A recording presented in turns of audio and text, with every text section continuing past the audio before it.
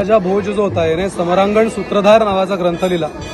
समरांगण सूत्रधारचा एक अर्थ आहे the architect of human dwelling, म्हणजे माणसाला राहण्याची जी घरं आहेत त्याचा आर्किटेक्ट। आणि नावात समरांगण दिलंय तर तो रणांगणावरचा आर्किटेक्ट आहे। मग तो ग्रंथ राजाने लिहिला हे दाखवण्यासाठीचा तो बेसिकली अर्थ आहे। आणि या ग्रंथामध्ये तुम्हाला पूर्ण आर्किटेक्चर बद्दल माहिती मिळते, घरं कशी बांधायची, नगर कशी तयार करायची वगैरे वगैरे।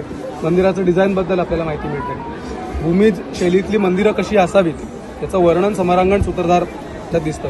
सो महाराष्ट्रातली जी मंदिरं आहेत ती कशी बांधावी, त्यांचं आर्किटेक्चर नेमकं कसं आहे, त्यांची शैली काय, याचं सुरुवातीचं वर्णन आपल्याला समरांगण सूत्रधारमध्ये दिसतं। आणि राजा भोज जो आहे याने पहिलं मंदिर बांधलं भूमिज शैलीतलं, जे विदिशापासून 100 किलोमीटर अंतरावर एक उदयपूर नावाचं गाव आहे, तिथे नीलकंठेश्वर नावाचं मंदिर आहे। सो ते मंदिर बांधायला सुरुवात केलेलं पहिलं, बांधून पूर्ण झालेलं मंदिर मुंबईमधलं अंबरनाथ, जे अंबरनाथचं शिवमंदिर आहे हे भूमिज शैलीतलं पहिलं